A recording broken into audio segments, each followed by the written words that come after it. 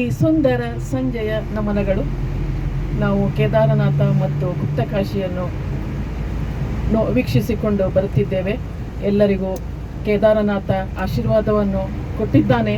ಎಲ್ಲರೂ ಸುರಕ್ಷಿತವಾಗಿ ನಾವು ತಲುಪಿದ್ದೇವೆ. ಕವನದ ಶೀರ್ಷಿಕೆ ಕೇದಾರನಾಥ.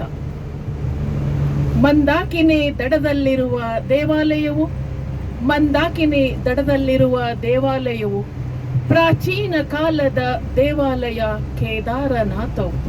ಪ್ರಾಚೀನ ಕಾಲದ ದೇವಾಲಯ ಕೇದಾರನಾಥವು 12 ಜ್ಯೋತಿರ್ಲಿಂಗದೊಳಗೊಂದು ಸೇರಿಕೊಂಡ ಶಿವನು ನೆಲೆಸಿರುವ ಕೇದಾರನಾಥವು.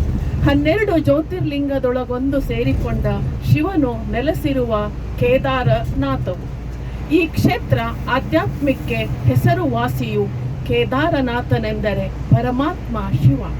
ಈ ಕ್ಷೇತ್ರ ಆಧ್ಯಾತ್ಮಕ್ಕೆ ಹೆಸರುವಾಸಿಯು ಕೇದಾರನಾಥನೆಂದರೆ ಪರಮಾತ್ಮ ಶಿವ.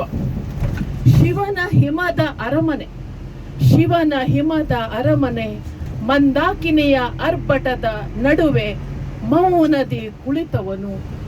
ಶಿವನ ಹಿಮದ ಅರಮನೆ ಮಂದಾಕಿನಿಯ ಅರ್ಭಟದ ನಡುವೆ ಮೌನದಿ ಕುಳಿತವನು. ಹಿಮ ಶಿಖರಗಳ ಕಿರೀಟ ಧರಿಸಿ ಭಕ್ತರ ಕಾಯುವನು. ಹಿಮ ಶಿಖರಗಳ ಕಿರೀಟ ಧರಿಸಿ ಭಕ್ತರ ಕಾಯುವನು. ಕೇದಾರೇಶ್ವರನ ದರ್ಶನ ಪಡೆಯಲು ಕಠಿಣ ಹಾದಿಯ ಸವಾರಿ. ಕೇದಾರೇಶ್ವರನ ದರ್ಶನ ಪಡೆಯಲು ಕಠಿಣ ಹಾದಿಯ ಸವಾರಿ. ಕೈಲಾಸವೇ ದರಗಿಳಿದಂತೆ ಭಕ್ತಿಯೇ ಇಲ್ಲಿ ದಾರಿ. ಕೈಲಾಸವೇ ದರಗಿಳಿದಂತೆ ಭಕ್ತಿಯೇ ಇಲ್ಲಿ ದಾರಿ. ನಂದಿಯ ಬೆನ್ನಿನ ರೂಪದಿ ಬಂದ ಶಿವನ ಲೀಲೆ. ನಂದಿಯ ಬೆನ್ನಿನ ರೂಪದಿ ಬಂದ ಶಿವನ ಲೀಲೆ ಮನೆ ಮನ ಬೆಳಗುವ ಪವಿತ್ರ ಜ್ಯೋತಿಯ ಮಾಲೆ.